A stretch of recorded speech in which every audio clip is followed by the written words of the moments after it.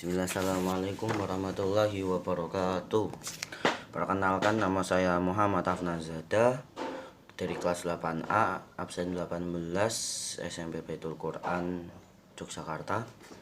Sini saya akan sedikit menjelaskan tentang Daulah Abbasiyah.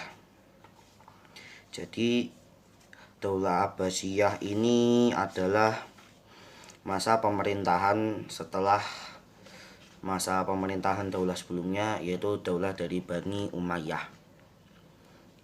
Pendiri Daulah Abbasiyah sendiri ini namanya adalah Khalifah Abdullah Al-Safah bin Muhammad bin Ali bin Abdullah bin Abbas. Masa pemerintahan Daulah Abbasiyah ini dibagi menjadi 5 periode sesuai dengan perubahan politik, sosial, dan budayanya. Kekuasaannya ini berlangsung dalam waktu sekitaran 5 abad lebih.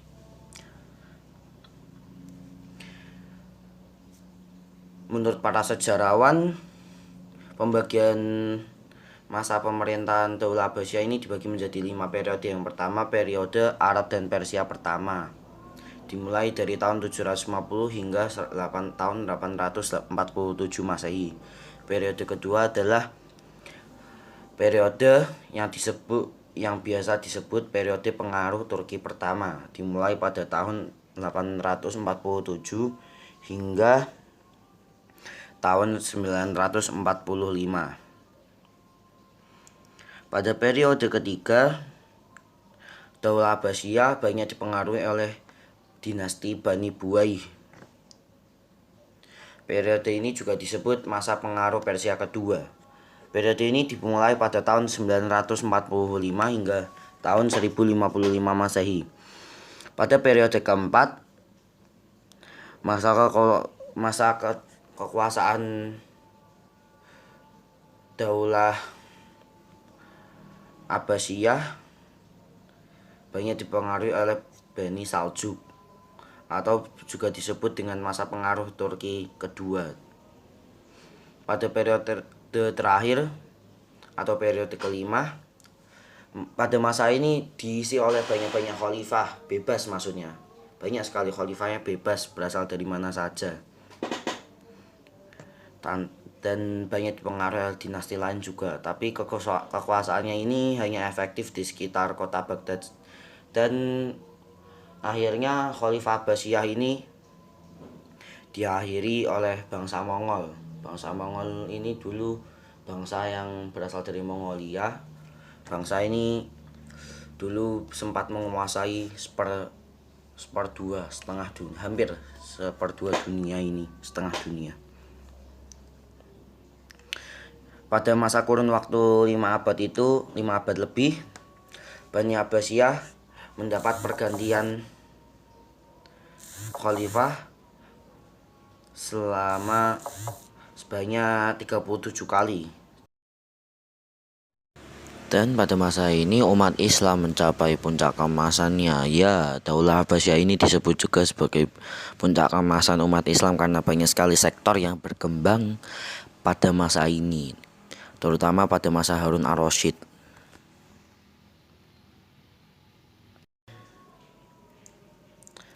Pada awalnya, pada masa khalifah pertama, yaitu Khalifah As-Safah, ibu kota Daulah Khalifah Abbasiyah ini berada di kota Hashimiyah dekat Kufah. Namun pada masa khalifah kedua Al-Mansur, beliau memindahkan ibu kota Abbasiyah yang awalnya dari Hashimiyah menjadi Baghdad, yang dimana Baghdad ini berada di tengah-tengah Persia. Jadi benar-benar Khalifah Abbasiyah ini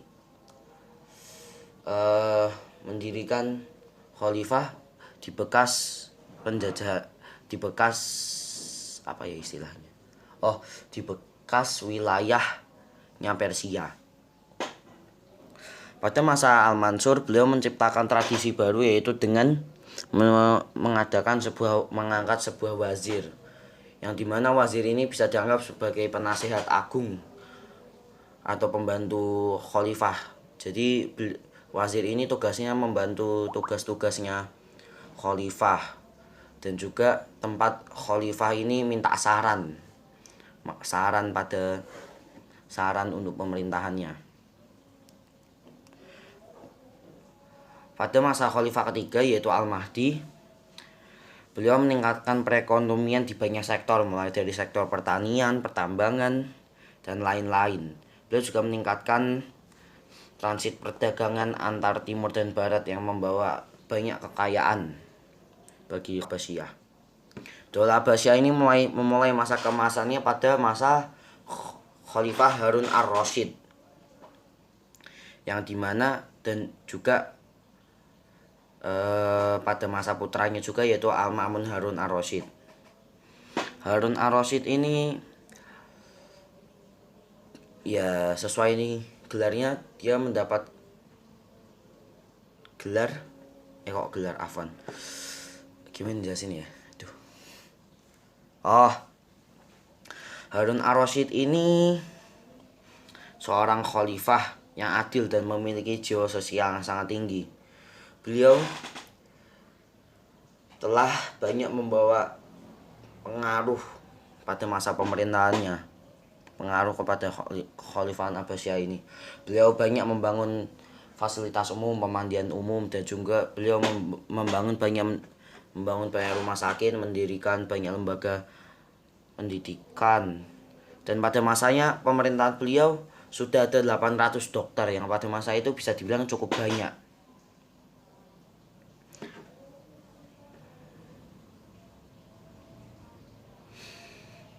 Masa keemasan ini pun berlanjut hingga masa anaknya, yaitu pada masa Khalifah Al-Ma'mun Harun ar-Rasyid, yang dimana beliau ini sangat menyukai ilmu filsafat. Yang pada masa ini beliau banyak menggalakkan penerjemah buku-buku asing untuk keperluan ilmu pengetahuan. Dan pada masa ini beliau membangun Baitul Hikmah sebagai pusat penerjemahan yang banyak orang bilang ini sebagai pencetus perpustakaan umum pertama.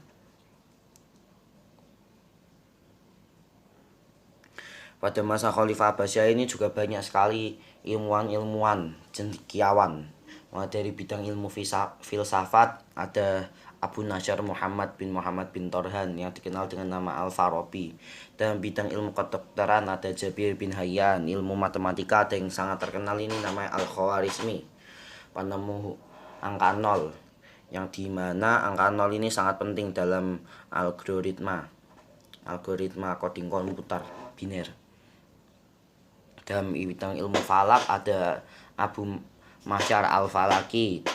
Dan pada bidang hadis ada banyak ulama yang kita kenal seperti Imam Bukhari, Imam Muslim, Ibnu Majah, Abu Dawud, At-Tirmidzi, dan lain-lain.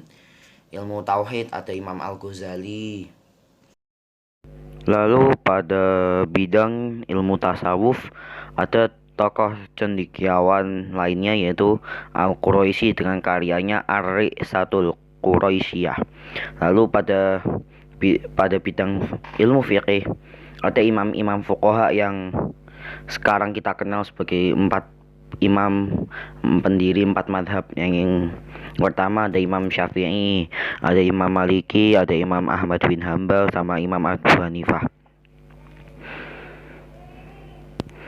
Pusat peradaban Islam pada masa itu ada di 2 kota, yaitu kota Baghdad sama kota Samara. Kemajuan yang dicapai pada masa ini tidak hanya mencakup kepentingan aspek sosial saja, tetapi juga aspek seluruh kehidupan seperti administrasi pemerintahan, organisasi militer, industri, pertanian, perdagangan, ilmu pengetahuan, ilmu agama, kesenian, arsitektur, dan lain-lainnya yang mencakup seluruh aspek kehidupan di dunia ini. Jadi pada masa Daulah Abbasiyah ini memang umat Islam benar-benar mencapai masa keemasannya, dan pada masa ini umat Islam bisa menguasai seluruh ilmu pengetahuan yang ada di dunia dan menjadi pusatnya. Itu Masya Allah sekali ya, pada masa itu. Ya, mungkin cukup sekian dari sedikit penjelasan saya. Apabila ada salahnya, mohon dimaafkan. Kurang lebihnya mohon dimaafkan sekali lagi. Wabillahi taufik wal hidayah. Wallahu a'lam bishawab. Assalamualaikum warahmatullahi wabarakatuh.